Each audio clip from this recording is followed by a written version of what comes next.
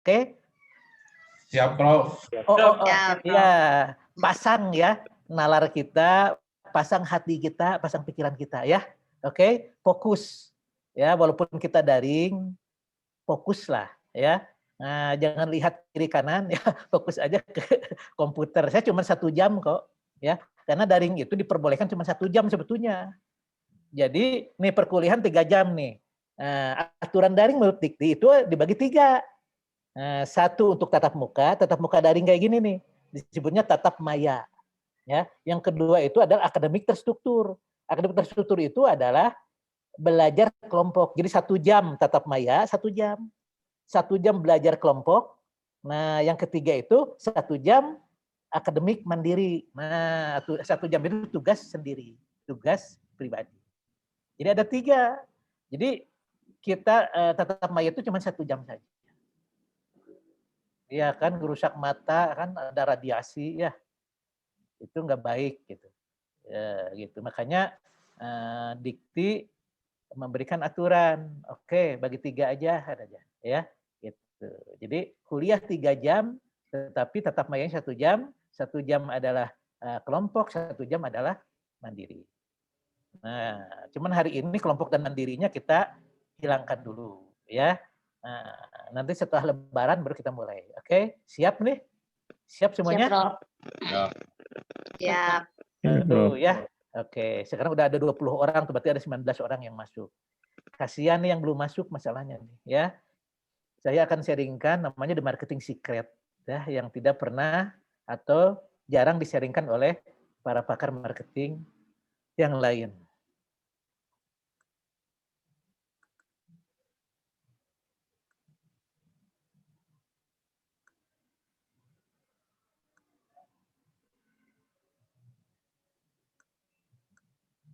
Nah, ini Bapak Ibu, The Marketing Secret atau rahasia pemasaran. Ada sih bukunya, bisa di-download free PDF nih, Marketing Secret Black Book. Gitu kan. Nah, ketika di-download, kan karena namanya juga Black Book, hitam aja semuanya nggak bisa dibaca ya, namanya juga Black Book, ya kan. Ada juga The Word Based Known Marketing Secret. Jadi dunia itu katanya harus mengetahui gitu, ya, rahasia pemasaran itu. Ini Building Your Business by Referral. Ini oleh Ivan Messer ya, dan Mike McIntyre ya, gitu. Kemudian The Marketing Secret You Don't Know ya. Rahasia pemasaran itu kamu nggak tahu katanya gitu. Ini dari John Bullman dan Robin Duman ya. Di sini ada, jadi orang kagak tahu katanya begitu kata dia. Ya memang tidak tahu lah. Tapi sekarang saya akan sharingkan ya, mudah-mudahan ada manfaatnya bagi ibu bapak dan ibu bapak mengetahui bahwa oh ternyata penting ya, marketing itu ada di dalam kehidupan saya gitu. Dan ternyata marketing itu penting untuk dipilih itu sebagai konsentrasi ya. Ini kan rahasianya ini.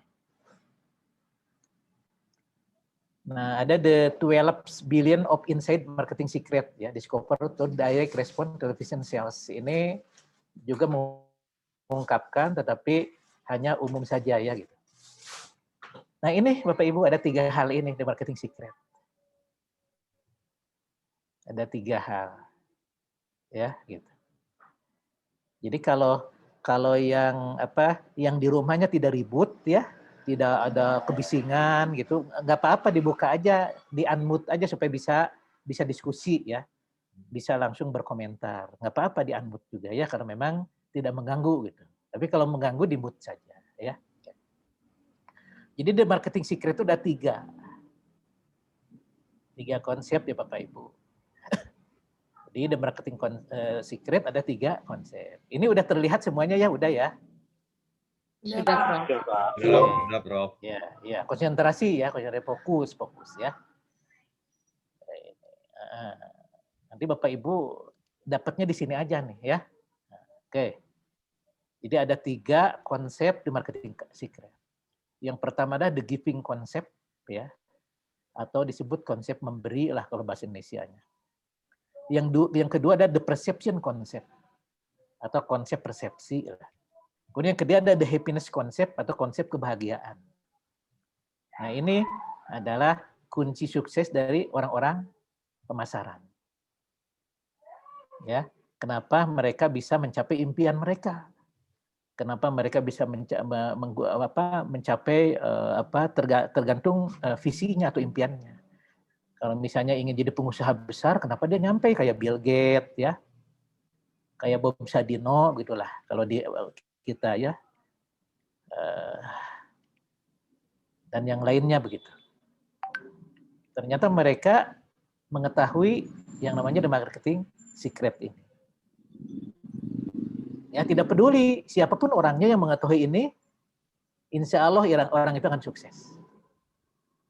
Ya, apapun yang mereka kejar. Ya, mereka kejar misalnya kalau dosen, oh saya ingin jadi guru besar, bisa. Ya kan? Kalau misalnya di perusahaan, saya ingin jadi direktur utama, boleh. Sebagai pengusaha, oh saya ingin menjadi pengusaha yang sukses juga bisa. Ya terserahlah bagaimana impiannya. Tapi ketika menerapkan 3 konsep ini, inilah ya satu jalan untuk menuju kesuksesan, Bapak Ibu. Ya, dan ini nggak diseringkan nih oleh ahli-ahli marketing gitu ya. Karena memang ini satu kunci ya. Kalau kunci ya harta karun lah gitulah. Oke. Kita lanjut ke the giving concept nih, konsep yang pertama Bapak Ibu. The giving concept ya. Konsep memberi. Apa sih konsep memberi itu? Itu adalah cara berpikir orang marketing untuk selalu memberi. Jadi yang mereka pikirkan adalah memberi, memberi, dan memberi.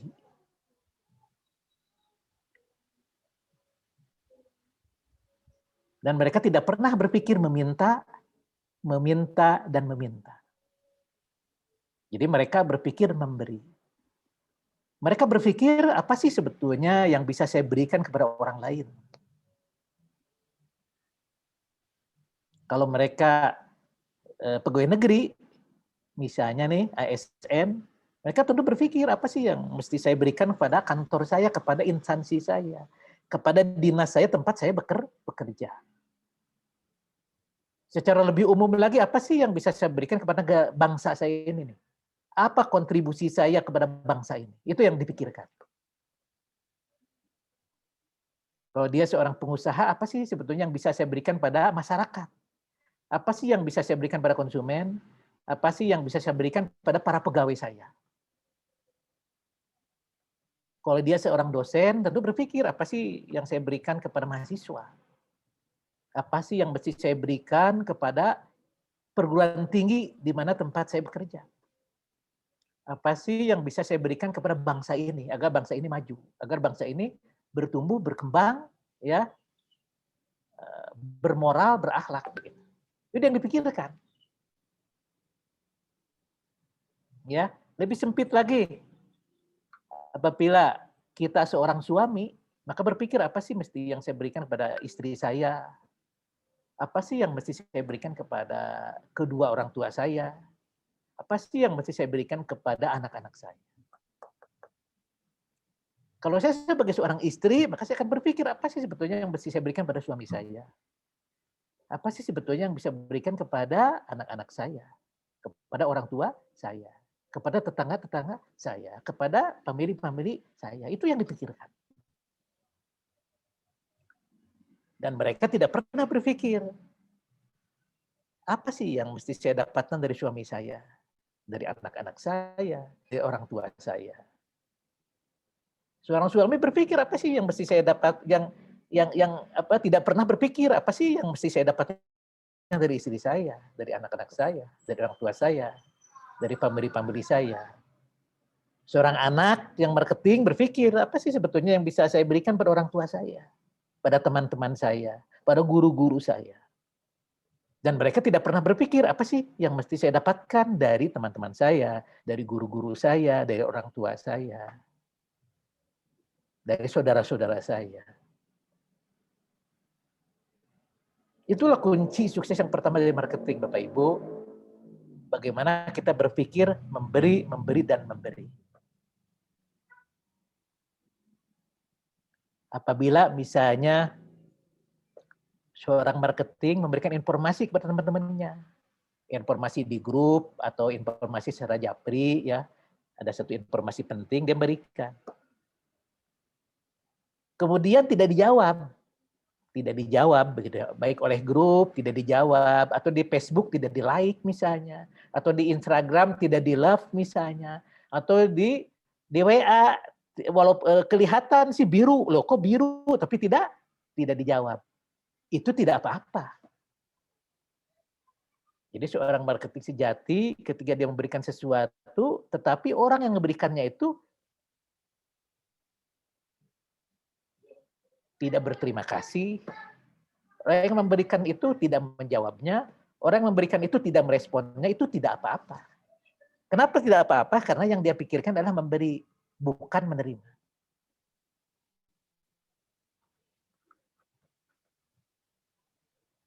Apa yang dipikirkan oleh seorang suami? Ya tentu akan memberi cintanya pada istri, atau memberi layanannya, akan memberikan nafkahnya, akan memberikan nasihatnya. Kan begitu. Tanpa menginginkan bahwa istrinya melayani dia dengan baik juga. Iya kan? Tanpa menginginkan itu. Cukup dia memberi aja, itu yang dipikirkan. Demikian juga sebaliknya. Ketika seorang istri, saya akan memberikan pelayanan kepada suami saya dengan baik. Memberikan semangat, memberikan support, menyayangi, mencintai suami saya. Lalu suaminya misalnya jutek, tidak memberi nafkah, ya nggak peduli karena bukan itu yang dia harapkan. Yang saya harapkan adalah saya memberi. Itu. Jadi ketika cara berpikir kita jadi seperti itu, seorang marketing, maka itu kita masuk pada gerbang kunci sukses yang pertama.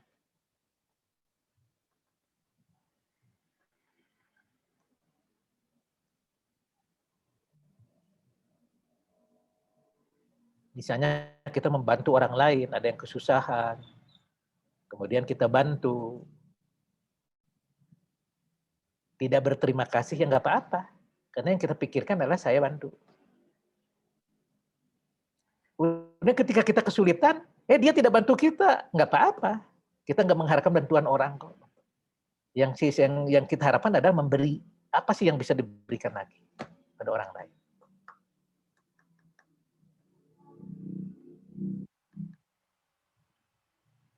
Nah itu the giving concept. Ya, kunci sukses yang pertama. Jadi kalau Bapak Ibu, ini bisa diterapkan di kehidupan sehari-hari kita, Bapak Ibu.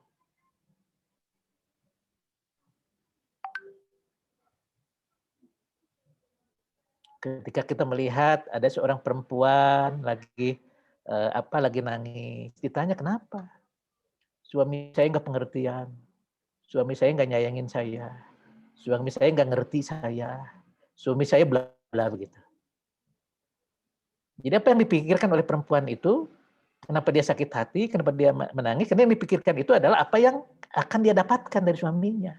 Kasih sayang, dia mengharapkan mendapat kasih sayang dari suaminya, dia mengharapkan mendapat pengertian, perhatian, dan sebagainya. Itu pastinya sakit hati. Mestinya berpikirlah, saya yang harus memberikan kasih sayang. Saya yang perhatian itu. Memberikan pengertian itu.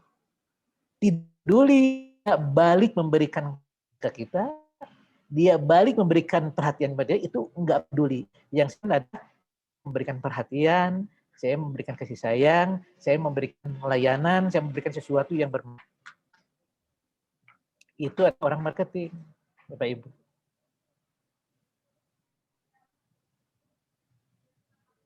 Baru ketika kita menjalankan teknik-teknik pemasaran, kita melakukan segmentasi pasar, kita melakukan target market, ya, positioning, kita melakukan marketing mix juga gitu. Sebagai strategi pemasaran akan ada memahami the marketing secret. Ada ruh, ada energi, gitu. Nah, sekarang bagaimana aplikasinya terhadap marketing ketika kita membangun suatu bisnis? Tentu kita lihat apa sih sebetulnya yang konsumen butuh, inginkan.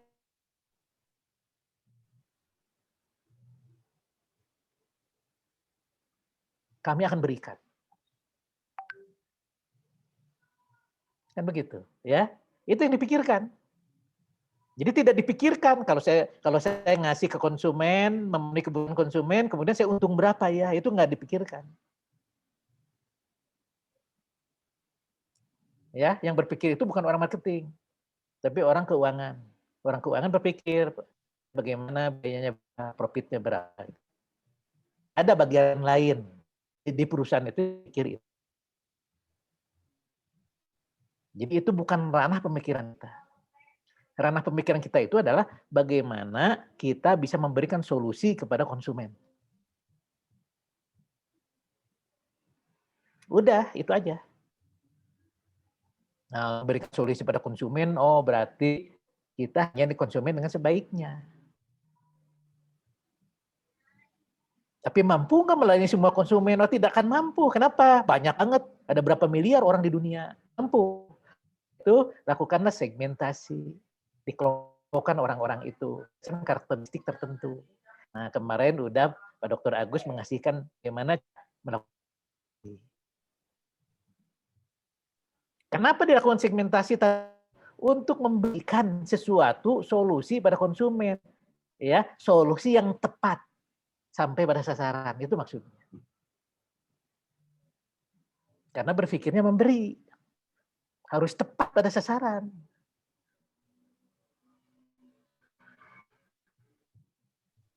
Ngasih nasi pada orang kaya. Gitu. Yang makanannya. Kasih nasi bungkus pada orang-orang miskin yang memang dia perlu makanan. Kan begitu. Jadi memberikan itu pada sesuatu, pada orang yang lagi butuh, lagi ingin, lagi minta. Gitu.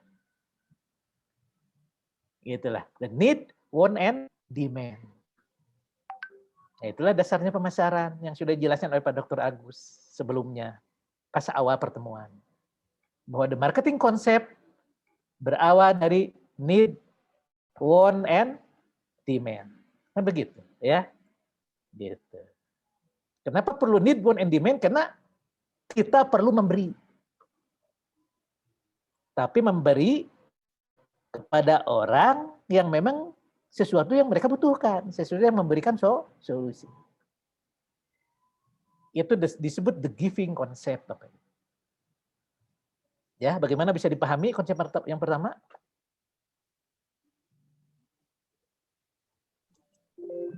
Bisa, Prof. Halo, Bapak Ibu? Bisa dipahami Bisa, ya? Bisa, Prof. Iya. Bisa, Prof. Oke. Ya. Mulai sekarang sudah bisa dilakukan ya di kehidupan sehari-hari ya. Oke? Susah, Prof. Nah, awas nanti sakit hati lagi, ayo ibu-ibu. Prof, mau nanya dong, Prof. Iya, kalau udah begini mah nggak ada. Ya silakan. Itu tuh begitu interaksi ya. Boleh silakan. Berarti kalau misalnya kan kita sering sekarang menemukan ini ya, Prof, di mana telemarketing. Mereka itu sebenarnya berarti menerapkan giving konsep ya, Prof. Walaupun ditolak tetap aja nelpon terus memberi informasi terus. Betul nggak, Prof? Oh, betul. Ya, iya, betul seperti itu. Karena tugas kita aja memberikan, bukan tugas kita itu untuk diterima, bukan. Gitu. Jadi berilah peringatan, kamu hanya seorang pemberi peringatan. Paham ya?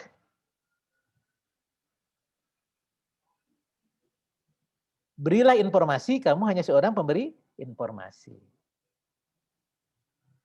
Cuman bagaimana agar, kalau di marketing itu informasi itu disebut komunikasi ya. Nah, ada marketing communication ya. Berilah komunikasi ya, karena kamu hanya sebagai seorang pemberi komunikasi. Bagaimana caranya supaya komunikasi itu tepat sasaran? Lakukan segmentasi, targeting, positioning itu. supaya kita mengkomunikasikan pada orang yang tepat yang membutuhkan informasi itu. Paham ya Pak ya? Oke. Baik, Prof. Ya, gitu. Ya, jadi mulai hari ini, detik ini Ibu Bapak harus bisa mengamalkan, mengaplikasikan di dalam kehidupan sehari-hari. Awas hati-hati. Ya. Nah, kalau kita punya suami, Ibu awas Ibu hati-hati kepada suami, Ibu berpikirnya memberi aja. Titik. Ya. Oke. Nah, kita seorang kalau kita seorang suami beristri, bapak-bapak juga sama, berpikirnya memberi aja pada istri, titik, ya kan? Beri kasih sayang, beri pengertian, beri paham ke anak dan sebagainya. Itu aja yang dipikirkan. Jangan ada pikiran di balik. Makanya menurut orang marketing take in give itu salah.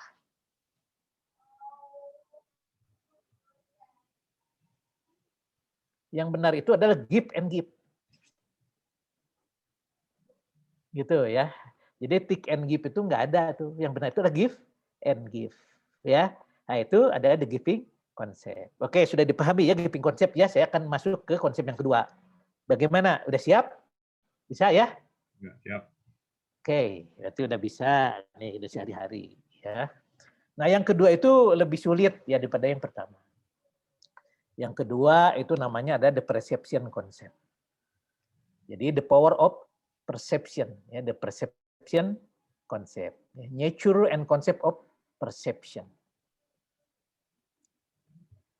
Orang marketing itu akan berawal dari persepsi di dalam aktivitas mereka, di dalam pemikiran mereka.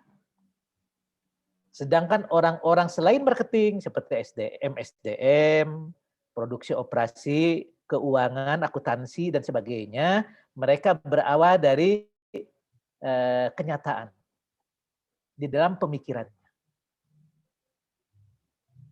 Jadi mereka berpikir apa yang mereka lihat, mereka berpikir apa yang mereka rasakan, mereka berpikir apa yang mereka alami. Ya, nyata. Itulah ilmu-ilmu yang lain. Orang keuangan berpikir, lihat uangnya nih, ya, wah kurang 1.000 perak, wah kurang 1.000 perak di mana nih, dicari ini 1.000 juga nggak boleh kurang. Ketika tutup buku, ya kan, melihat sesuatu itu, mereka itu yang mereka pikirkan. MSDM sama, mereka pikirkan melihat gimana nih pegawai bekerjanya bagus apa enggak, ya kan, gaji pegawai berapa nih, ya peningkatannya untuk kalau kinerja meningkat seperti ini, ya kan, dia hadir apa enggak, lihat absensi, lihat dan sebagainya. Orang akuntansi apalagi karena dia membukukan uang, ya. Orang produksi operasi membuat produk, ya gitu. Itu fungsi manajemen yang lainnya. Ya, bukan artinya fungsi manajemen yang lainnya tidak berarti, sangat berarti banget. Fungsi keuangan sangat berarti banget. Fungsi operasi sangat berarti banget. Fungsi MSDM sangat berarti. MSDM itu kunci sukses perusahaan loh. MSDM itu jangan salah ya. Kalau marketing itu hanya indikator suksesnya saja. Kalau MSDM itu kunci sukses perusahaan. Wah, luar biasa. Kalau keuangan, kriteria sukses perusahaan. Oke. Kalau MSDM itu kunci. Gitu. Jadi semua fungsi manajerial itu sama pentingnya. Cuman saya sekarang berbicara mengenai marketing. Dan cara berpikirnya orang marketing itu berbeda dengan berpikirnya yang lainnya. Jadi orang marketing itu berpikirnya adalah berawal dari persepsi. Sedangkan yang lainnya berpikir berawal dari kenyataan. Bahkan yang lebih ekstrim, Kota B bilang bahwa the perception itulah yang benar dan kenyataan yang salah. Nah itu dibenarkan juga oleh Kotler dan oleh ahli marketing yang lainnya. Jadi persepsi yang benar Bapak Ibu, kenyataan yang salah itu orang marketing berpikir. Sedangkan yang lainnya berpikir kenyataan yang benar, persepsi yang salah. Tapi orang marketing berpikir persepsi yang benar, kenyataan yang salah. Demikian Bapak Ibu. Gimana, bisa dipahami? Mulai bingung, Prof. Oh, mulai bingung. Apa, Prof? Oke. Siapa sekarang yang mau jadi ini? Nanti bentar ya saya lihat dulu ini kayak kelihatan. Nah, sekarang udah kelihatan nih. Siapa yang mau jadi model? Pak Riko ya.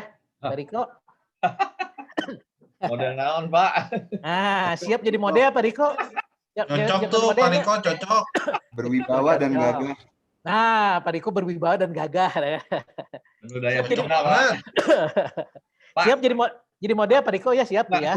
sebelum ke sana, Pak, saya Silakan. agak bingung, Pak. Ini kan kita persepsi ya, Pak. Nah, kalau persepsi itu kan berarti setiap orang beda-beda tuh, Pak, persepsi. Gitu ya. Ya, memang begitu. Nah, orang marketing Pak Riko mikirnya persepsi yang benar. Yang salah itu kenyataan nih. Kita lagi nge-zoom sekarang nih, ini kenyataan kan? Salah katanya gitu. Ini salah katanya gitu ngomongnya. Haju pusing juga saya. Makanya Pak Riko mau jadi model. Ya, udah siap lah. Siap. Oke. Pak Riko. Ya. Pak Riko suka nonton film? Suka. Oke. Film apa yang paling disukai Pak Riko? Yang paling suka, Pak ya. Nah, itu saya suka filmnya Brad Pitt tuh, Pak. War of Z, Pak. Wah, War of Z ya. Mantap. Gejolak kaula muda, Pak Riko. Nah, makanya Pak Riko itu kan awet muda, Pak Suryanto, ya kan? Oke. Nah, sekarang apa sih sebetulnya yang paling dibenci, film yang paling nyebelin, Pak Riko? Nyebelin. Yang paling Pak Riko males nontonnya. Saya males nontonnya gitu. Sebetulnya awalnya film Korea saya nggak suka, Pak. Sebel. Nah, sebel. Karena istri saya nonton terus, Pak. Jadi drakor ya. Ya, betul. Drakor, oke. Nah sekarang bayangkan sama Pak Riko. Pak Riko nonton ya film yang Pak Riko sukai tadi 2 jam. Bayangin. Oke. Nah kemudian Pak Riko pun nonton film yang paling Pak Riko tidak sukai, drakor tadi 2 jam. Oke? Udah? Oke. Nah sekarang saya tanya ya. Lama mana Pak Riko nonton yang paling sukai atau tidak sukai? Drakor atau film yang tadi yang disukai lama mana Pak Riko? Ya lama yang drakor, Pak. Lama yang drakor. Oke. Udah jelas ya Ibu Bapak ya? Yang benar itu persepsi, yang salah kenyataan udah jelas ya? Oke? Jelas, Pak. Jelas. Kenyataannya dua-duanya 2 jam. Ya, kenyataannya dua-duanya 2 jam. Kenyataannya. Tapi persepsinya Pak Riko nyangka, oh ini lebih pendek. Kok udah selesai lagi? Kenapa? Karena dia suka. Ya. Tapi kok lama banget? Kenapa? Karena dia tidak suka. Iya kan? Makanya hati-hati nih bagi yang tarawehan ya. Nah, imamnya panjang-panjang, nyebut di hatinya, lila pisan imamnya cara terawih anak-adik. Berarti kita indikasi tidak suka dengan bacaan itu. Ayo, awas hati-hati. Oke. Udah paham belum nih persepsi yang benar, kenyataan salah? Paham? Pak Suryanto sekarang model. Pak Suryanto jadi model. Oke, buka unmute Pak Suryanto kan jadi model, unmute. Oke. Pak Suryanto, ya, saya kasih tahu Pak Suryanto, nih ya, saya punya air yang sakti nih. Kalau Pak Suryanto minum, wah Pak Suryanto itu langsung sehat dalam sakit, iya kan? Nah, air sakti itu. Ini saya ngomong ke Pak Suryanto, saya punya air sakti. Memang kenyataannya itu sakti, kenyataannya benar nih, ya kan? Saya kasih Pak Suryanto nih 1 botol. Gitu kan, ditutup botolnya, klik udah, itu nggak ada namanya air itu. Kemudian yang kedua saya kasihin aqua kan Pak Suryanto udah tahu aqua ya, ya kan? Nah, saya kasih aquanya masih disegel Pak Suryanto, masih apa ya, masih segel lah, artinya belum disentuh, belum dibuka gitu, masih baru lah gitu. Nah ketika saya kasih 2 itu tuh air yang sakti itu tapi nggak disegel, air sakti itu tutupnya juga baru ditutupin sama saya gitu ya, dikasih air aqua yang biasa saja, nggak sakti aqua itu biasa aja tapi disegel. Milih yang mana Pak Suryanto? Monggo Pak Suryanto memilih minum yang mana? Ya kalau dibilang yang sakti gitu kan tadi ya milihnya yang sakti tadi gitu, karena kan tahu kalau aqua itu ya air biasa bukan air sakti. Terus yang sakti itu memang tahu Pak Risyanto sakti. Ya tadi sudah dipersepsikan kan ya sama Prof ya. Hah? Jadi kalau Nggak tahu ini nggak sakti nih itu gitu. sakti? Iya tahu nggak itu sakti? Pak Risyanto nggak tahu kan? Ya. Iya nggak tahu sih. Karena Pak Risyanto tahu percaya ke saya aja kan, jadi akhirnya diminum ya. Iya betul. Karena percaya aja kan. Iya. Modal percaya Pak Risyanto minum aja gitu. Walaupun kenyataannya air itu tidak sakti, Tidak malah sakti. membuat Pak Risyanto sakit perut, ya kan? Betul. Ya. Nah, kemudian ada tuh cerita seorang dokter, dokter penasaran. Katanya persepsi yang benar, kenyataan yang salah, saya nggak percaya kata dokter. Nah, dia itu dokter ahli penyakit dalam. Dia kumpulkan 5 orang yang betul-betul lagi sakit perut di kamar A. Kemudian dia kumpulkan orang yang sakit perut juga di kamar B. Jadi ada 5 sakit perut, ada di kamar A, 5 sakit perut di kamar B. Kemudian dokter itu membuat dua penawaran nih kepada si 2 itu. Jadi yang pertama itu adalah obat beneran tetapi dibungkus oleh bungkus permen biasa. Ya. Kemudian yang kedua itu adalah permen biasa tapi dibungkus seperti obat gitu. Obat yang kata dokter itu obat yang manjur untuk sakit perut. Padahal di dalamnya permen. Nah, kemudian dokter nyebut ini ada permen biasa, permen gula, padahal di dalamnya adalah obat sakit perut yang manjur. Nah, kemudian yang permen gula tadi nih, yang permen gula tadi dikasihkan ke kamar B. Ya, kamar B padahal permen gula itu sudah dibungkus dengan obat, begitulah dibungkus dengan bungkus obat gitu. Jadi seolah-olah ini obat padahal di dalamnya permen gula dikasih ke kamar B. Kemudian kamar B yang sakit perut itu langsung dikasih permen gula, tiba-tiba sembuh. Tiba-tiba sembuh. Kenapa? Karena yang 5 orang itu berpersepsi bahwa itu obat. Yang sakti itu kata dokter. Kemudian yang kamar A dikasih obat yang beneran yang sakti tapi dibungkus sama permen gula. Dimakan, ya makin sakit perut. Kenapa? Karena dia itu berpersepsi bahwa itu mah obat, itu mah permen biasa gitu, bukan obat. Gitu. Jadi demikian Pak Suryanto, ya ibu-ibu semuanya. Jadi ternyata, ya yang membuat kita sembuh sakit itu bukan hanya obatnya saja, ternyata pemikiran kita juga berkontribusi, ya memberikan kesembuhan itu justru 80%. Ada yang bilang juga penelitiannya 70%. Sedangkan 30% dari faktor lain dari obat, dari makanan yang dimakan, ya, dan 70% katanya dari pikiran kita, dari persepsi kita. Makanya obat kanker yang paling bagus itu apa? Tahu nggak Pak Riko obat kanker yang paling bagus? Hati senang, Pak. Nah, obat kanker yang bagus itu hatinya senang. Bukan kemoterapi, bukan. Katanya orang-orang yang kanker itu dibikin aja hatinya senang gitu kan. Apalagi yang kantong kering ya Pak Riko kasih duit Ya. langsung sembuh. Hati senang. Iya kan? Nah, itu persepsi yang benar, kenyataan yang salah. Bagaimana di marketing Bapak Ibu? Coba kita lihat ya. Di marketing nih. Orang marketing pakai ini.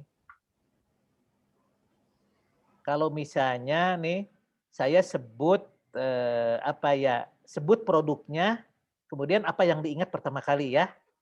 Nih, boleh di-unmute ya, boleh di-unmute aja lah. Di-unmute, boleh di-unmute untuk bisa jawab.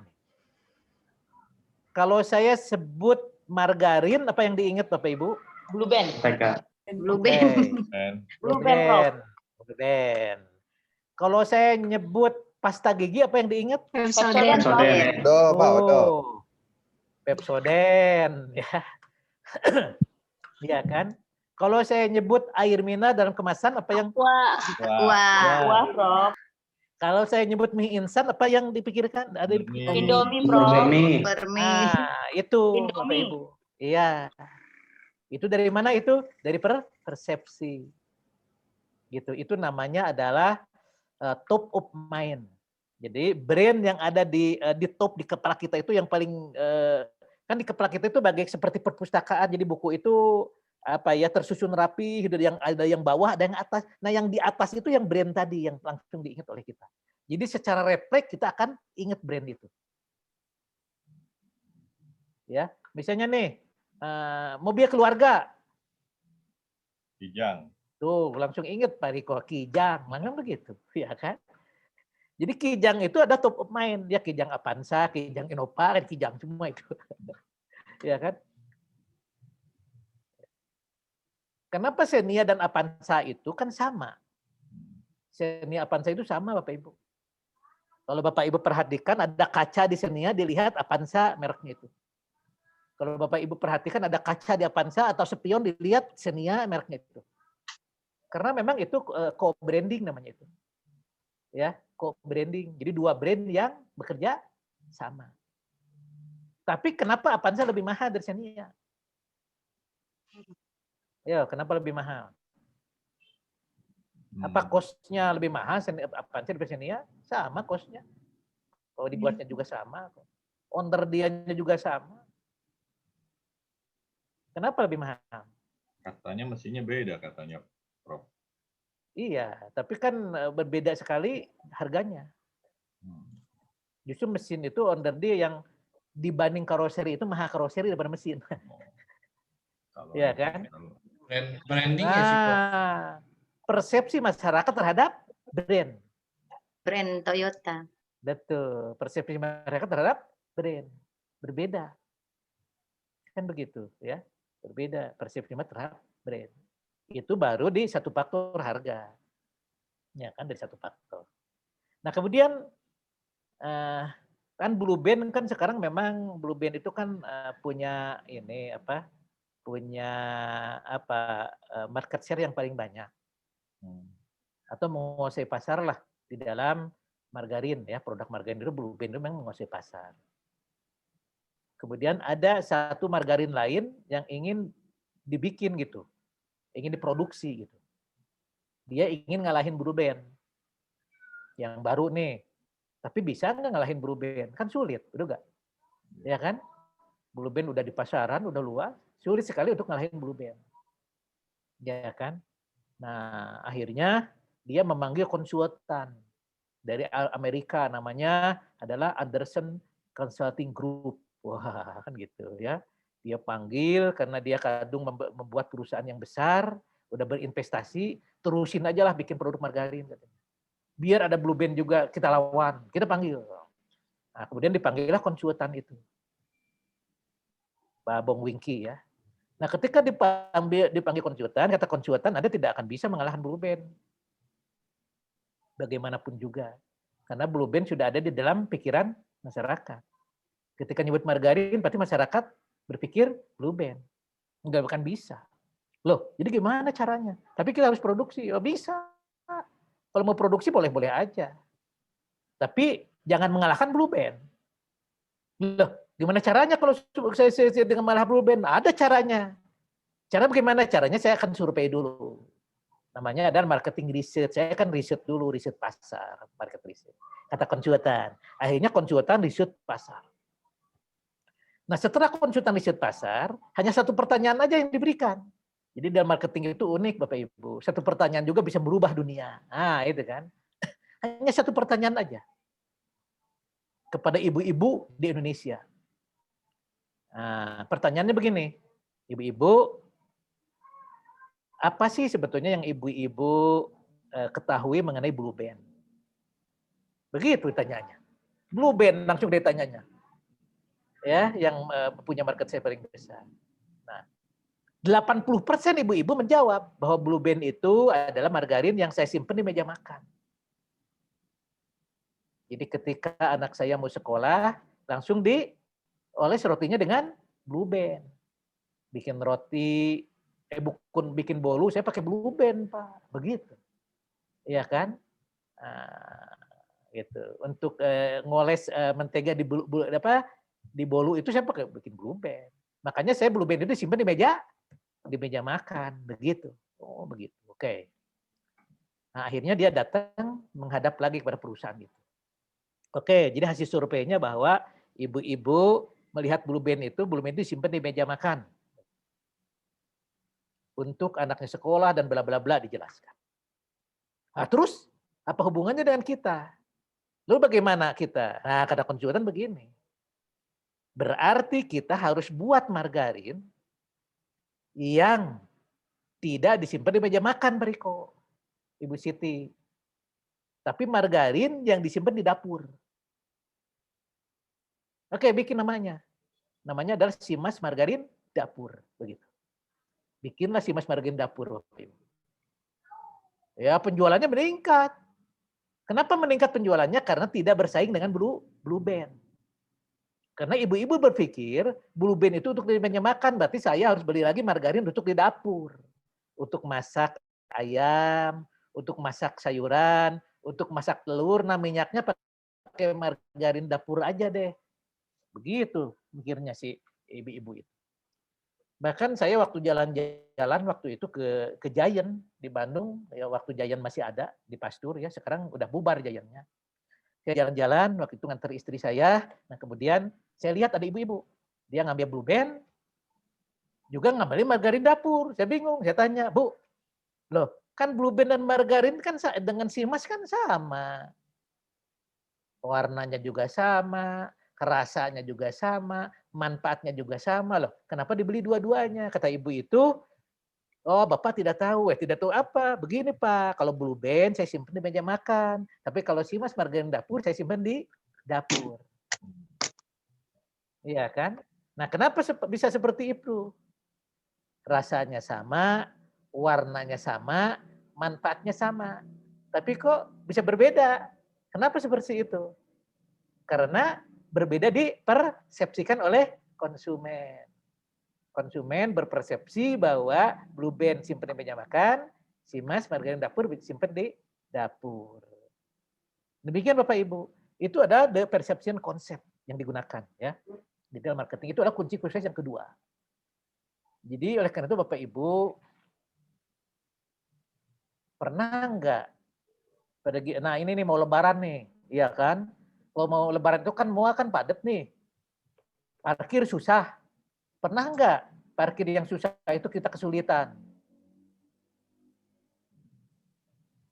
Ibu Siti nih, Ibu Siti Rubiah mau belanja, ngantri, pusing enggak Bu? Pusing Pak. Nah, parkir sulit, gimana caranya? Iya kan? Nah, orang marketing mudah aja. Caranya lakukan the perception concept. Bagaimana caranya? Mudah Ibu. Jadi ketika Ibu pergi ke mall itu yang padat banget gitu kan. Nah, mudah, tinggal berpikir aja bahwa Ibu bakal dapat tempat parkir. Iya kan, Ibu ngomong pada diri Ibu sendiri, saya akan dapat tempat parkir. Saya dapat tempat parkir nanti di mall itu. Saya dapat tempat parkir. Gitu. Nah, ketika menjadi satu persepsi nih Bu, jadi persepsi itu jadi ketika pemikiran sama dengan hati nih.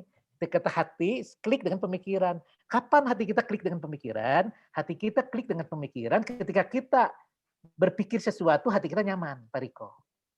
Misalnya gini nih, kan tempat parkir padat. Nah, saya bilang, saya akan dapat tempat parkir di sana. Kemudian hati kita nggak nyaman. Ah, masa sih kata hati dapat tempat parkir? Nah, ketika nyebut gitu, itu belum klik.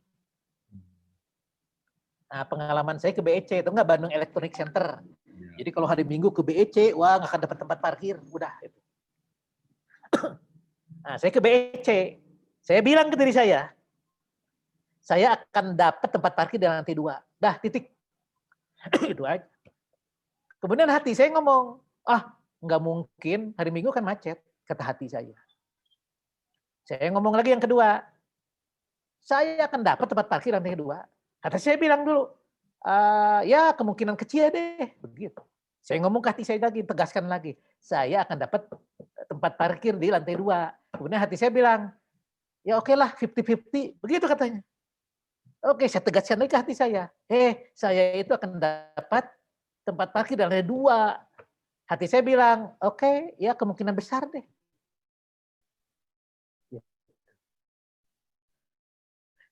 Saya ngomong lagi ke saya, akan dapat. Nah, ketika hati itu udah klik, itu udah jadi persepsi. Udah klik, itu udah jadi persepsi. Nah, ketika klik, nah Pak Riko ketika klik, lantai 2 sudah pasti itu tempat parkir saya ada. Itu namanya the power of perception. kenyataannya ada, Pak?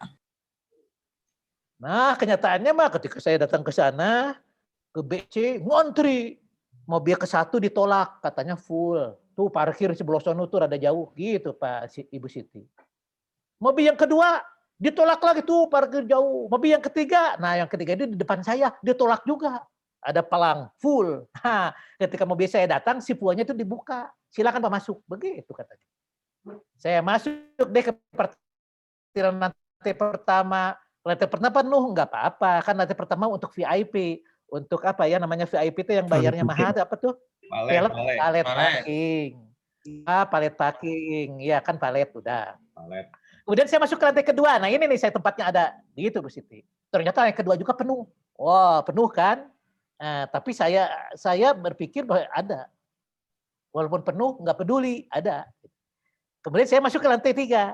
Ketika saya mau masuk ke lantai 3, tiba-tiba tempat orang ini tukang parkir tepuk tangan kik gitu tak gitu. Ketika tak, saya berhenti lihat Pak parkir ada yang keluar katanya. Mobil keluar set, saya mundur masuk deh. Oh benar saya dapat di parkiran yang kedua begitu Ibu Siti. Kalau nggak percaya coba aja, ya kan?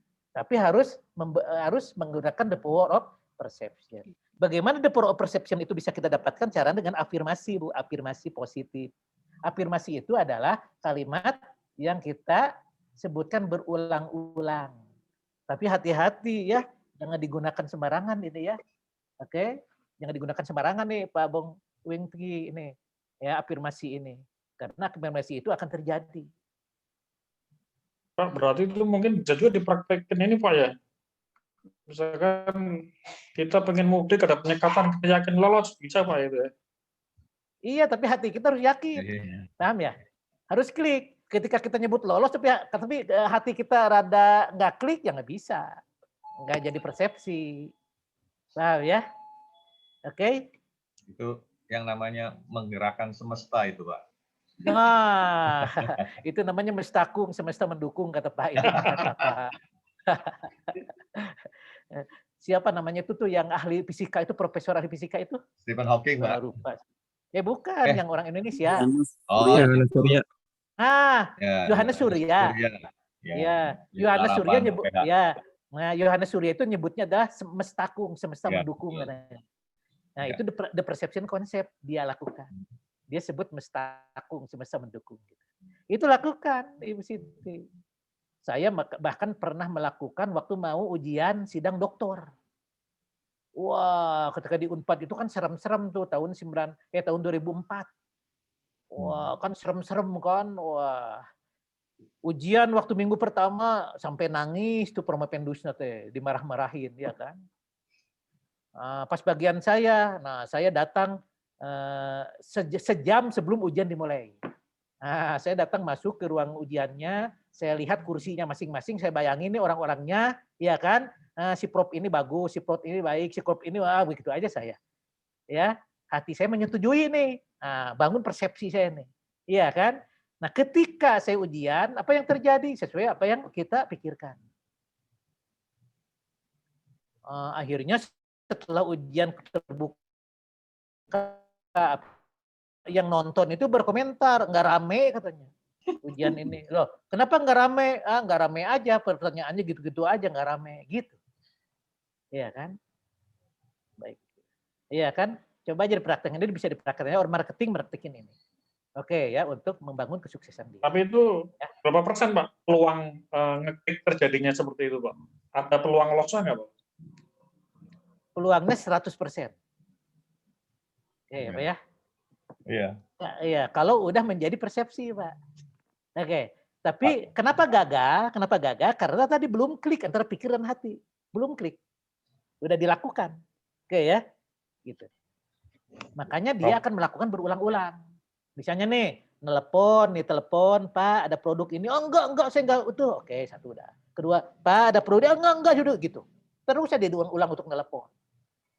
Ya kan, itu untuk membangun sebetulnya pikiran dia dengan hati dia. Ketika klik, maka konsumen yang ditelepon tadi, oh siap, saya butuh, gitu ngomongnya. Ya kan?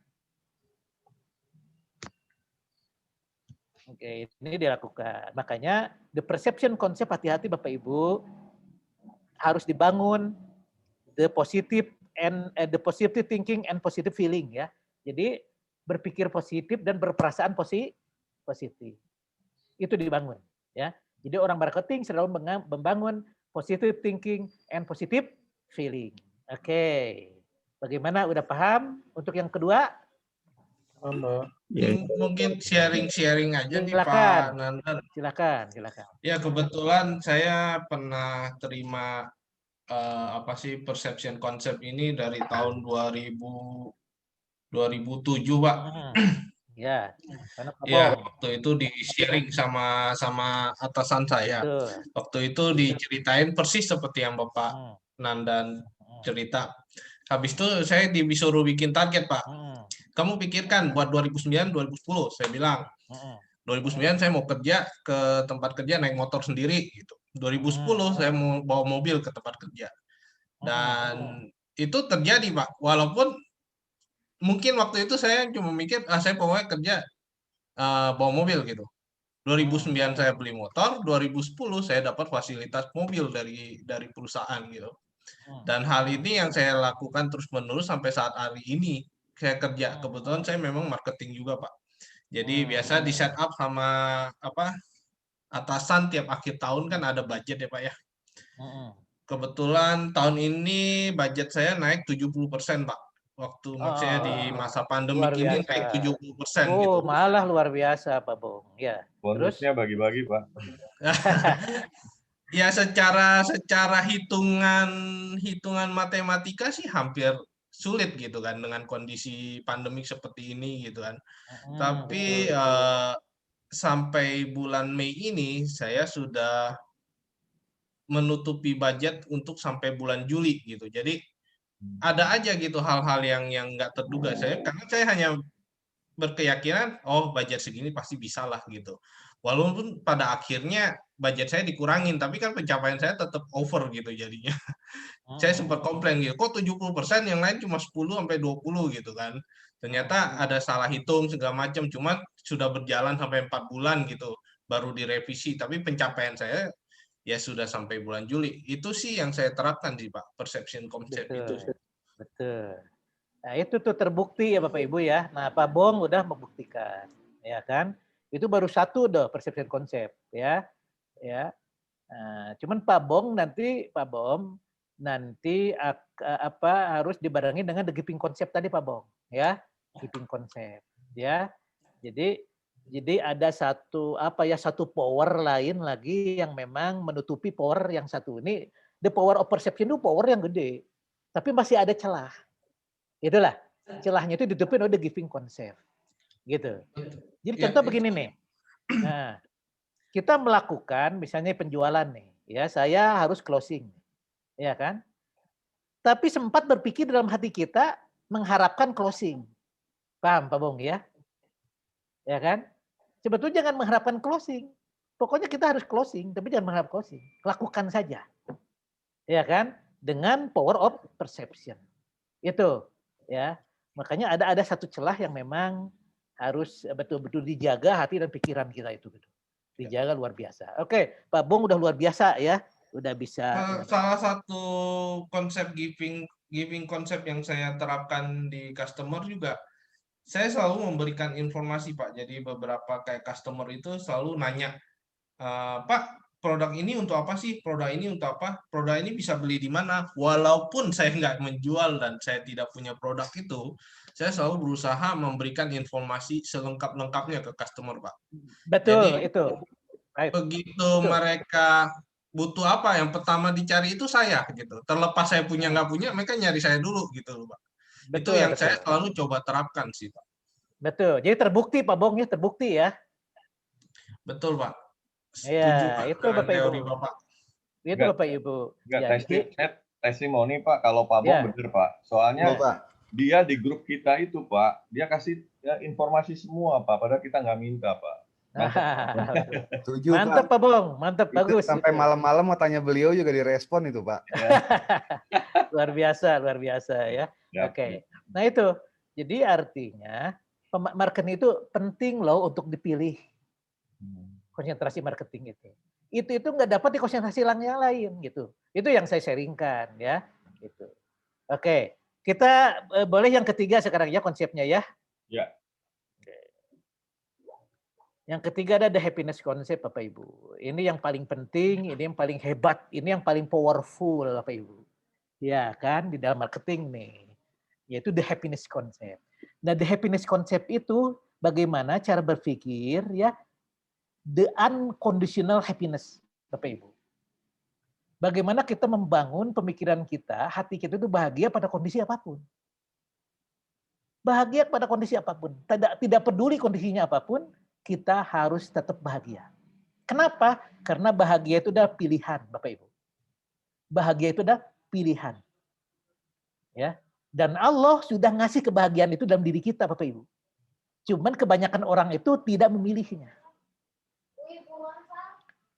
Umumnya orang itu milih kesedihan, umumnya orang itu milih kegagalan, milih kehancuran, milih sakit hati, milih dendam, milih kecewa. Itu banyak umumnya orang itu yang dipilih. Tapi orang marketing sejati milih kebahagiaan. Unconditional happiness. Bagaimana caranya?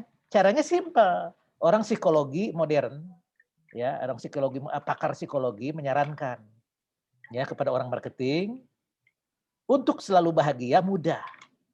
Bagaimana caranya? Caranya adalah rubah kata, cuman merubah kata. Kenapa merubah kata? Karena kata-kata itu powerful Bapak Ibu. Bapak Ibu ucap apa saja itu akan terjadi loh kalau ucapan itu jadi persepsi. Diaminin oleh hati kita loh dan pikiran kita. Awas hati-hati tadi the perception concept. Hati-hati. Kita ucap misalnya ke anak kita, kamu nakal, awas hati-hati loh. Iya kan? Senakalnya anak kita ucapkan kayak kamu anak yang soleh, kamu anak yang baik, kamu anak yang pintar, kamu anak yang sukses loh gitu. Hati-hati itu. Ya, gitu. Nah, kata aja katanya rubah. Rubah kata jika menjadi walaupun itu aja nasihatnya. Jadi nggak panjang-panjang nasihatnya cuman itu. Oke, Anda rubah aja kata jika menjadi walaupun. Bagaimana implementasinya? Begini implementasinya katanya. Jika saya kaya, maka saya bahagia. Setuju Bapak Ibu? Jika saya kaya, saya bahagia. Itu ganti, katanya kalimat itu salah. Ganti dengan walaupun saya miskin, saya bahagia. Itu yang betul. Jika saya sukses, maka saya bahagia. Ganti katanya itu salah. Yang benar apa? Yang benar adalah walaupun saya gagal, saya tetap bahagia. Jika saya dapat pasangan yang saya cintai, saya bahagia. Itu salah katanya, rubah. Walaupun saya dapat pasangan yang tidak saya cintai, saya tetap bahagia. Itu yang betul katanya. Jadi dibuat walaupun Bapak Ibu. Walaupun saya sakit, saya tetap bahagia. Walaupun saya miskin, saya tetap bahagia. Walaupun saya gagal, saya tetap bahagia. Walaupun saya tidak lulus di MM, nih mata kuliah marketing, saya tidak lulus, saya tetap bahagia. Walaupun saya dibully orang, saya tetap bahagia. Saya dipitnah orang, saya tetap bahagia. Oh, saya dibanjuru orang, saya tetap bahagia. Saya diomongin orang loh, saya tetap bahagia. Saya dimarahin orang, saya tetap bahagia. Produk saya ditolak loh sama konsumen, saya tetap bahagia. Target saya tidak tercapai loh, saya jeblok, saya tetap bahagia. Nah, kalau kita berani berpikir walaupun Bapak Ibu, kalau kita berani kalau kita berani berpikir walaupun, maka walaupun saya miskin, saya tetap bahagia, maka kita tidak akan miskin Bapak Ibu. Kalau kita berani ngomong, berani berpikir, berani berperasaan, ya, walaupun saya gagal, maka saya bahagia, maka saya akan tetap bahagia. Kita tidak akan pernah gagal Bapak Ibu.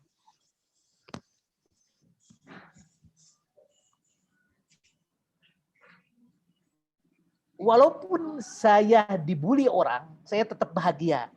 Kenyataannya Bapak Ibu, kita tidak akan dibully orang. Asal kita berani aja walaupun.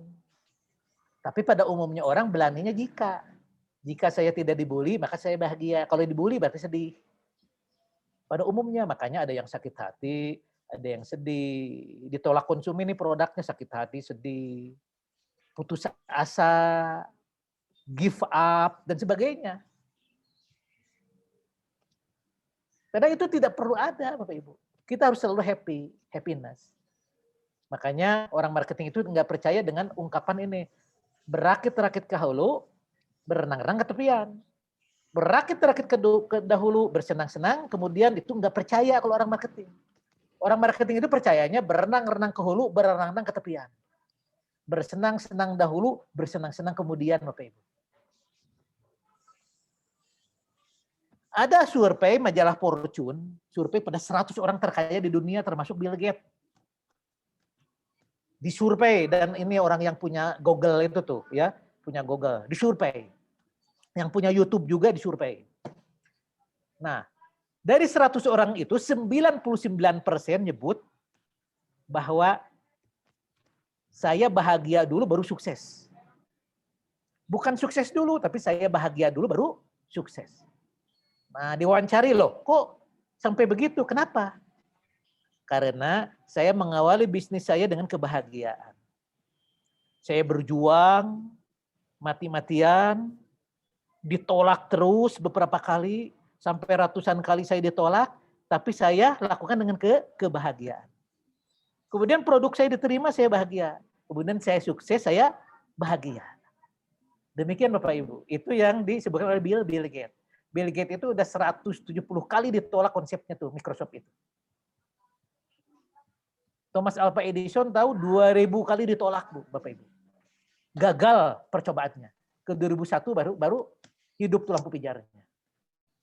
John Sanders Kentucky itu 70 kali ditolak, Bapak Ibu. Dia baru umur 70 tahun, resepnya diterima oleh investor. Coba bayangkan, ya. Tapi dia lakukan dengan kebahagiaan. Itu yang disebut unconditional happiness. Makanya mulai sekarang Bapak Ibu nggak ada lagi sakit hati, nggak ada lagi kecewa, ya, nggak ada lagi sedih yang berlebihan, ya, nggak ada lagi putus asa, nggak ada tuh semuanya, begitu kan? Nggak ada lagi penyakit hati, nggak ada. Dengki, iri, sombong, takabur, ujub, ya kan? Penyakit itu nggak ada. Gitu. Yang ada itu adalah kebahagiaan. Ya kan? Jujur, baik hati pada orang lain, memberi pada orang yang tidak mampu, menolong orang lain, memberikan motivasi, itu yang ada. Itu kebahagiaan. Oke. Sampai di sini ada yang mau ditanyakan, monggo silakan. Ayo diamalkan mulai sekarang, Pak Riko. Ayo, awas, Pak Riko marah-marah lagi. Awas, orang bahagia tidak marah. Oke. Pak Bong, Pak Bong udah melaksanakan Pak Bong. Ibu Rahmawati, jangan sakit hati lagi, Bu. Nggak ada alasannya ya. Kita selalu bahagia. Alhamdulillah enggak, Pak. Nah, Ibu Siti Robiah, awas hati-hati tuh. Ya, itu jangan kecewa lagi sama itu ya. Pak. Ya. Ini jadi kalau dari bahagia. Islam itu kita kenal 3 hal ini ya, Prof ya. Jadi yang pertama sedekah, kemudian yang kedua tentang Allah itu sesuai dengan prasangka hambanya, yang ketiga ini kaitan dengan syukur ya Prof ya. Jadi dengan syukur kan kita terus berbahagia gitu kali Prof ya. Betul, itu di dalam agama ya gitu. Iya kan? Ternyata di dalam ilmu pengetahuan juga sama seperti ini. Makanya kita amalkan. Ya. Gitu. Tanya, Pak. Ya. Ini implementasi dari happiness ini, Pak, kalau kita terapkan di kantor, kita punya anak buah misalkan kerjanya salah-salah terus gitu ya, diajari nggak bisa-bisa. Nah, ini apakah kita bagaimana penerapan happiness-nya ini, Pak? Nah, pilih bahagia, Pak. Jangan marah, jangan sedih, pilih bahagia. Kenapa pilih bahagia? Ketika hati kita bahagia, maka kita akan optimal menyerap ilmu. Kenapa anak kita itu nggak suka ke matematik? Kenapa anak kita itu matematiknya jeblok, Pak? Saya tanya lah, kenapa matematik jeblok? Karena mereka benci matematik. Bagaimana supaya mereka suka matematik? Jadikan mereka suka dengan matematik, bahagia ketika belajar matematik, asik, enjoy, saya belajar matematik, suka loh, saya suka banget loh matematik gitu. Makanya sekarang pengajaran matematik bikin suka nih anak, gitu. Jadi Pak, jadi ketika kita sulit ngajarin, oh sulit ngerti wae, ini orang kumaha ya ngerti wae, cek Pariko, kan gitu Pariko. Nah ya bodoh-bodoh teuing, ya gitu kan. Bahagia kita happiness. Kemudian ajak mereka pun untuk bahagia. Jadi gini nih, ketika kita itu bahagia, maka kita itu memancarkan nur bahagia, Pak, kepada orang lain. Sekarang gini aja lah. Oke, Ibu Rahmawati senang melihat yang jutek atau yang senyum? Lihat apa, Pak? Senang lihat orang jutek atau orang senyum? Oh, senyum, Pak. Nah, Saya Bu nggak cocok, Rahmawati Pak. Saya kadang lagi marah pun teman-teman ketawain, dia bilang nggak cocok marah. Nah, jadi dengan tersenyum itu bikin orang bahagia. Iya, begitu Pak. Jadi jangan takut untuk bahagia. Baik. Oke, ya. Itu. Udah itu ini the powerful lah, udah powerful. Udah. Pak. Ya. Nah, 3 hal ini Ibu Bapak lakukan mulai sekarang untuk kegiatan hari-hari Ibu Bapak, ya, apapun impian insya Allah tercapai. Prof. Ya, silakan. Boleh. Saya lagi boleh, Prof. Boleh. Kan ya kadang kita kan untuk mengambil beberapa keputusan itu kan memiliki beberapa option ya, Prof ya.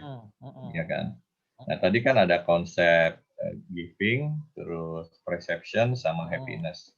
Nah, kalau yang saya yang kedua nih yang mungkin saya harus lebih dalami gitu, Prof, terkait dengan persepsi kan. Jadi kalau persepsi itu berarti no other option kan. Jadi kita cuma satu pilih kan, Prof. Misalkan tadi yang Prof gambarkan terkait dengan masalah parkir di lantai 2. Artinya kan yang tadi saya bicara masalah semesta mendukung. Nah, artinya dari situ kan kita tidak memikirkan opsi lain selain apa yang kita percaya bahwa berdasarkan pikiran dan hati klik gitu. Nggak ada yang lain gitu. Betul. Nah, jadi padahal ini konsep nih kita diskusi ya, Prof ya. Pada saat kita bicara masalah bisnis, misalkan kita mau jalanin suatu proyek misalkan. Nah, itu kan banyak pilihan-pilihan di sana, Prof. Nah, apakah kita nggak perlu lagi memikirkan hal-hal yang lain gitu, Prof? Kita yakin aja, padahal kan belum tentu juga yang jadi pilihan kita itu benar, tapi karena pikiran sama hati klik, yakin nih gitu. Padahal mungkin secara pertimbangan kita masih kurang gitu loh buat pertimbangannya. Padahal selama ini mungkin kita punya antisipasi option lain gitu. Nah, mungkin saya sebetulnya nggak bertanya, tapi mungkin kesulitan yang bakal timbul untuk menerapkan 3 konsep itu, saya sulit di yang kedua itu, Prof. Ya, ini mah curhat, Riko udah curhat ya. Bagaimana kita menutup terhadap option lain itu yang Oke, Pak Riko, oke. Saya jawab ya, Ya. Oke, ya udah paham ya. Oke. Pak Riko, option lain itu untuk make sure. Untuk make sure hati kita. Jadi misalnya ilmu-ilmu yang kita pelajari Pak Riko, misalnya pelajari mengenai produk, pelajari mengenai harga promosi. Yang kemarin pelajari nih segmentasi, targeting. Untuk apa? Untuk make sure hati kita loh.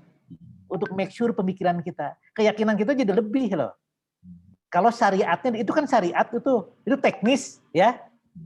Kalau teknisnya dilakukan itu misalkan contoh nih untuk memberikan produk yang baik, nih produk yang disukai oleh konsumen harus produk yang berkualitas. Betul kan Pak Riko kan? Betul. Nah, ketika Pak Riko memasarkan produk yang baik, yang bagus, itu akan lebih yakin daripada produk yang jelek kan, betul nggak? Betul. Ya kan? Nah itu make sure itu yang diperlukan. Itu taraf ini diperlukan. Ya. Nah tadi nih, ini ngambil keputusan kan banyak option ya. Banyak option ya. Nah option mana yang bikin Pak Riko itu lebih yakin, paham nggak? Ya. Nah keyakinan Pak Riko itu kan dasarnya ilmu pengenalan dan teknologi, dasarnya sains Pak Riko. Dasarnya hasil riset, ya kan? Kenapa para peneliti melakukan riset? Kenapa Pak Riko? Kenapa mereka lakukan riset? Ya, untuk yakin dia. Nah, untuk meyakinkan diri bahwa variabel yang akan diputuskan tadi itu memang variabel yang tepat gitu. Ya. Ya, itu maksudnya Pak Riko. Jadi sebetulnya mudah aja Pak Riko untuk mengaplikasikan Ya, siap.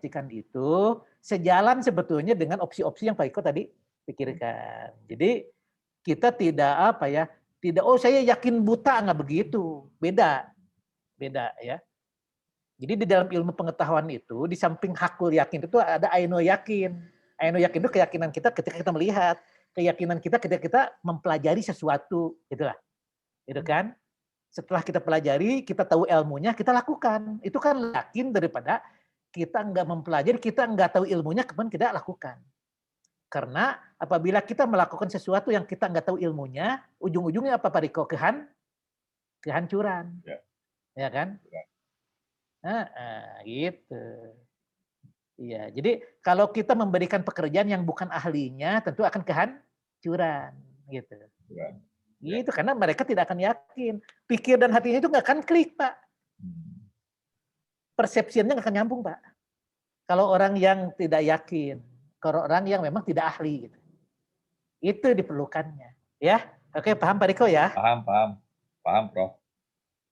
Oke. Yep. Oke, itu hari ini begitu aja Bapak Ibu, karena udah capek. Saya tadi udah divaksin yang kedua nih, trik, wah kan, jadi sehat tuh kan gitu kan. Vaksin yang kedua. Pakai AstraZeneca atau Sinovac? Sinovac. Nah, Sinovac. Katanya udah vaksin yang kedua, katanya akan pusing, akan ini enggak. Bangun aja persepsi dengan vaksin yang kedua akan lebih sehat. Gitu persepsi aja kita bangun, ya kan? Oke, Pak Riko, demikian Bapak Ibu Bapak. Ya, demikian yang bisa saya sampaikan. Mudah-mudahan ada manfaatnya dan saya harapkan semuanya itu bisa mengamalkannya, bisa mengaplikasikan dalam kehidupan sehari-hari, karena kebahagiaan bagi saya apabila teman-teman mendapatkan kebahagiaan pula. Oke, demikian yang bisa saya sampaikan. Assalamualaikum warahmatullahi wabarakatuh. Waalaikumsalam warahmatullahi wabarakatuh. Terima kasih, Prof. Terima kasih banyak, Prof. Prof. Assalamualaikum warahmatullahi wabarakatuh.